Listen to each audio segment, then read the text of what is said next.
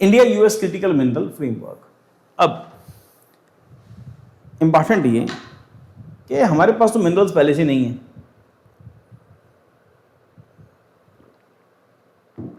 Mineral तो China के पास है, उसी का डिस्प्यूट है। अब डिस्प्यूट क्या कि चाइना ने दुनिया को मिनरल्स देने बंद कर दिए, बोलो मेरे प्रोडक्ट खरीदो, मिनरल्स नहीं मिलेंगे। अब क्योंकि इंडिया गोंडवाना लैंड का पार्ट है तो पॉसिबिलिटी है कि इंडिया के पास मिनरल्स तो होंगे, इंडिया ने एक्सप्लोर नहीं किए। अमेरिका कहता है कि ऐसा है कि मेरे साथ एग्रीमेंट करो और एक्सप्लोर करने में मैं आपकी हेल्प करूंगा जहां जहां हो सकते हैं, मेरे पास एडवांस सैटेलाइट्स हैं, एडवांस इक्विपमेंट्स हैं, हम दोनों मिलकर एक्सप्लोर करते हैं, फिर आप मेरे को उसकी जो सप्लाई है वो कंटिन्यू कर देना, आपको रेवेन्यू मिल जाएगा, कई सारी और चीज़ें हम लोग मान सकते हैं। फिर अल्टीमेटली हम सोवरेन कंट्री हैं, पहले मिल तो जाए, अमेरिका हेल्प तो करे, बाद में देखा जाएगा क्या होना है। Then on the sidelines of 11th Quad foreign ministers meeting, अब ये क्वाड की मीटिंग है, FMM India and United States sign the India US critical mineral framework formally titled securing of supply in mining and processing of the critical minerals and rare earth minerals. अब यहाँ पर mining और processing दोनों आएगा और इसमें rare earth minerals भी आ रहे हैं। The agreement aims to build resilient supply chains and reduce dependence on China's dominance in critical minerals. What are critical minerals? Critical minerals are minerals that are essential for the modern technology, economic improvement, vulnerability and supply disruptions. Example में जो major जो minerals हैं, lithium, cobalt, निकल, graphite है, rare earth element है और silicon आता है। Why was the framework needed? China export control. China imposed licensing restrictions on export of rare earth elements. Impact क्या हुआ? Global supply disruptions I, shortage of rare earth magnets आया, pressure on Indian manufacturing industries के ऊपर आ गया। जैसे हमने discuss किया कि चाइना हमें रॉ मटेरियल एक्सपोर्ट करता है और हम उस रॉ मटेरियल को यूज़ करके अपने प्रोडक्ट बनाते हैं, फिर उसको बेचते हैं। अब उसमें जो सेमीकंडक्टर है वो भी आता है और माइक्रोचिप्स का वो कॉन्सेप्ट है। कोरोना पीरियड के अंदर जब वो सेमीकंडक्टर्स आने बंद हो गए तो इंडियन कार एक्सपोर्टर्स को बहुत बड़ी प्रॉब्लम हुई कि कुछ प्रोडक्ट जो थे वो मिसिंग थे, कुछ चीज़ें मिसिंग ही थी, है ना। तो उसके बाद से फिर चीज़ें चेंज हुई, इंडिया गेयर चेंज करता है। देन उसके बाद चाइनाज डोमिनेंस क्या थे? China's control nearly 90% of global critical mineral processing, giving it significant influence over electronics, electric vehicle, renewable energy, defence technology, semiconductor, इन सब के अंदर चाइना की कमांड है और चाइना यही प्रोडक्ट बना के दुनिया को बेच रहा है। इंडियाज वल्नरेबिलिटी क्या है? India is heavily dependent on import of lithium, cobalt, निकल, रेयर अर्थ एलिमेंट और सिलिकॉन। इंडिया में नहीं होते, हम इंडिया से चाइना से या बाकी कंट्री से इंपोर्ट करते हैं। उसके लिए हम लोगों ने पिछले साल में कई सारी न्यूज़ डिस्कस की हैं, उसमें इंडियन ओशन के अंदर जो मिनरल्स हैं उसको एक्सप्लोर करने को हम लोगों ने डील डिस्कस किया है और उसके साथ साथ हम लोगों ने वो न्यूज़ डिस्कस की थी कि इंडिया पैसिफिक ओशन के अंदर साउथ अमेरिका के जो वेस्ट है वहाँ पर जाके मिनरल एक्सप्लोर कर सकता है। अफ्रीका के अंदर इंडिया मिनरल एक्सप्लोर करने के लिए कई सारी कंट्री के साथ इंडिया का एग्रीमेंट है। साउथ अमेरिकन कंट्री के साथ इंडिया का एग्रीमेंट है, पीरू आता है, उसमें कई सारी और कंट्रीज़ हैं और इंडिया ढूंढ रहा है दुनिया के अंदर उसको रेयर अर्थ मिनरल जहाँ से मिल जाए ताकि वो अपनी जो एनर्जी है, जो हमारी जो इंडस्ट्री है उसके लिए जो सप्लाई है उसको अवेलेबल करा सके। रिसेंटली अमेरिका के साथ हमारी डील कि इंडिया के अंदर ही जितने मिनरल्स हैं उसको एक्सप्लोर करेंगे। And limited domestic mining and processing capacity, India के साथ ये दिक्कत है कि हमारे यहाँ पे डोमेस्टिक माइनिंग और प्रोसेसिंग कैपेसिटी बड़ी लिमिटेड है। Objective for the India US critical mineral framework, supply chain diversification, reduce dependency on China centric supply chain through alternative sourcing and processing network, end-to-end cooperation, collaboration across mining, processing and recycling, investment, technology transfer। America जितना नीच countries दुनिया में कोई नहीं है और हम उसके ऊपर बिलीव नहीं कर सकते। रिसेंटली इंडिया के एटीट्यूड में जो चेंज आया है, खासतौर के ऊपर मार्को रूबियो का इंडिया का विजिट, और उस विजिट में मंत्रियों का तो क्या पहुंचना है, कोई सीनियर IAS IPS ऑफिसर भी उसको अटेंड करने के लिए नहीं जा रहा। कभी वो बेचारा किले में धक्के खा रहा है, कभी लाल किले में, ताजमहल में धक्के खा रहा है, किसी ने उसको पूछा नहीं, ठीक। और उसके पीछे कई सारे फैक्टर। रिसेंट डेज में वैन ड्यूक करके अमेरिका का हम लोगों ने डिस्कस किया था, एक माइकल या वैन ड्यूक करके एक उनका जो CIA एजेंट है, जो स्पाई था उनका, इंडिया ने पकड़ा है। फिलहाल वो तिहाड़ जेल में बंद है। मार्को रूबियो का यहाँ पहुँचना कहीं ना कहीं वैन डाइक की जो रिहाई है उससे रिलेटेड है कि इसको छोड़ दो, ये वो सब हम लोग भी समझ रहे हैं कि वो जो चाइना में हुआ और उसमें जो अमेरिका ने कोशिश की थी, एफर्ट किए थे कि अब सब चीज़ें जो हैं वो सीक्रेट हैं, खुल के कभी सामने नहीं आती, बट कहीं ना कहीं से वो लीक हो जाती हैं कि अमेरिका प्राइम मिनिस्टर मोदी का मर्डर कराना चाहता था चाइना की ज़मीन के ऊपर, तो फिर वो लंबे टाइम तक पुतिन की गाड़ी में बैठे रहे, चांसेस थे। उसके बाद फिर एक बांग्लादेश के अंदर एक स्पाई मिलता है और अमेरिकन जो CIA एजेंट था उसका फिर उसको न्यूट्रलाइज करते हैं किसी बांग्लादेश के किसी होटल में, फिर वहाँ से डाटा लेके आते हैं, फैक्ट पता चलता है ये तो कुछ और ही कर रहे थे। फिर उसके बाद अचानक से वैन डाइक का मिल जाना, फिर उसके बाद जो कौन है वो अमेरिका का जो बिजनेसमैन है राहुल गांधी के बड़ी क्लोज है, उसके बेटे का फ्रीक्वेंटली विजिट करना म्यांमार में, ये सब सीक्रेट रिपोर्ट्स थी। हम लोग इधर नहीं जाते, पर लंबा चौड़ा हो जाएगा। सो अल्टीमेटली हम ये समझ गए कि अमेरिका के ऊपर बिलीव नहीं किया जा सकता। यहाँ पर हम लोग उसके साथ डील कर रहे हैं, रीज़न हमारी भी रिक्वायरमेंट है, हम भी एक्सप्लोर नहीं कर पा रहे भी उन सब रिसोर्सेज को। तो प्रमोट क्या करेंगे, ज्वाइंट रिसर्च होगा, इनोवेशन होगा, मिनरल प्रोसेसिंग टेक्नोलॉजी होगा। अमेरिका के पास टेक्नोलॉजी हमसे ज़्यादा बेटर है, हमारे पास होगा भी, उसको एक्सप्लोर नहीं कर पाएंगे। स्ट्रेंथनिंग नेशनल सिक्योरिटी आएगी, critical minerals are vital for defence, advance technology, space technology, artificial intelligence and financing and recycling, focus on critical mineral financing, circular economy, rare earth recycling, इन सब के ऊपर हमारा फोकस होना चाहिए। Then evolution of India US cooperation, February 25, India US trust initiative. ड्रामे तो हम भी करते रहते हैं, अगर अमेरिका करता है तो छोटे बच्चे नहीं है, रिएक्ट नहीं करता इंडिया बड़े देश की तरह।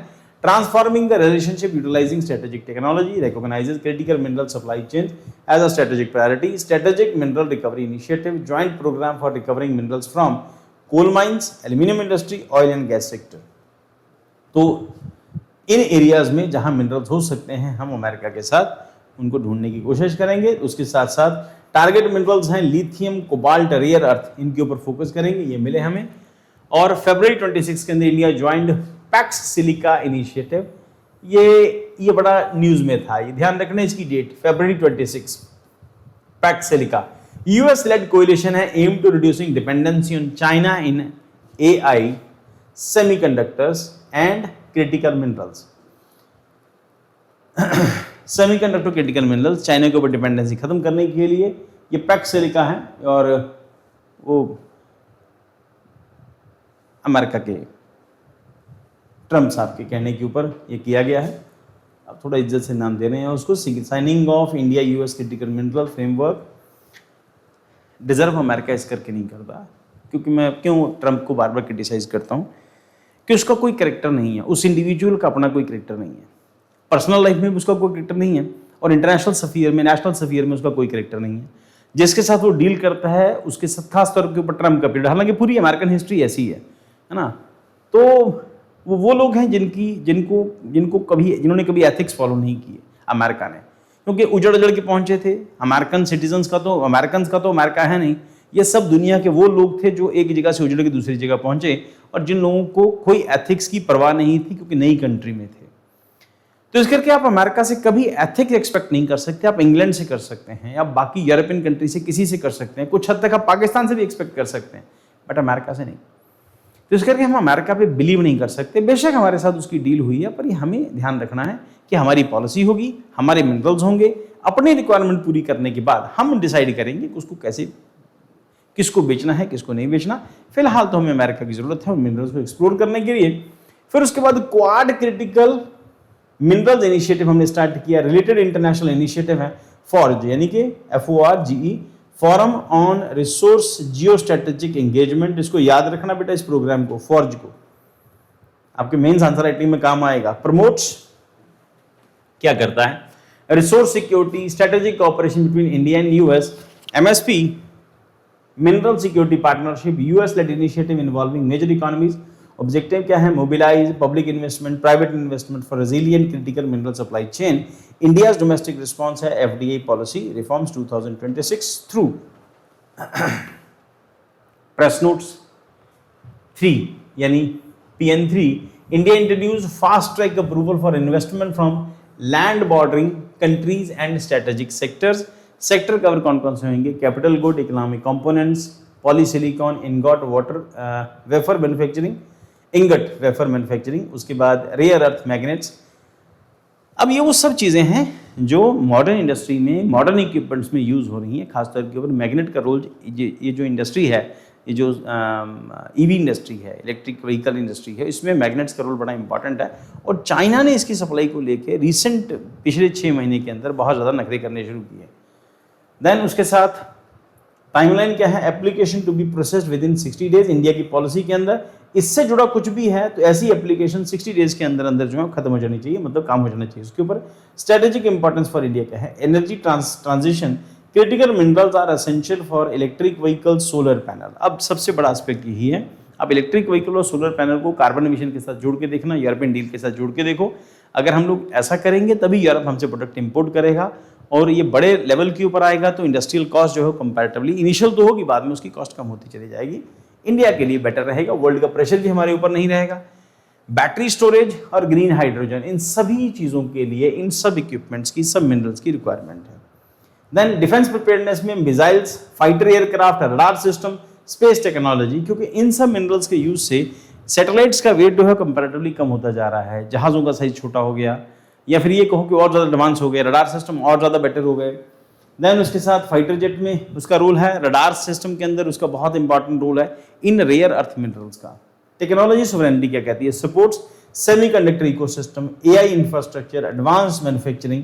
इसका मतलब इंडिया की ओवरऑल डेवलपमेंट के लिए हमें ये सब करना पड़ेगा, अमेरिका से डील करनी पड़ेगी।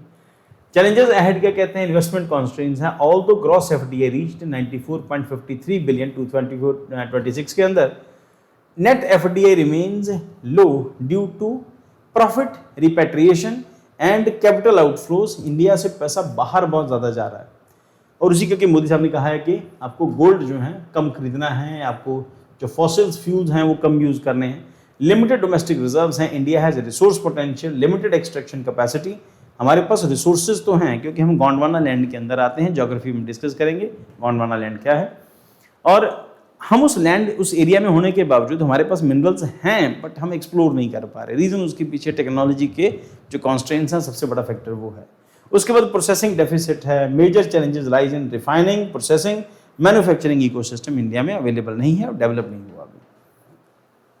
Then where China currently dominates, इन सब एरियाज में चाइना की डोमिनेंस। एनवायरमेंटल कंसर्न्स क्या है, mining activities involve land degradation, water pollution, ecosystem risk requiring sustainable extraction practices. Significance for the Indo-Pacific area में the framework aligned with quadrilateral security dialogue, efforts to create security supply chain, trusted technology network, strategic resilience against economic coercion.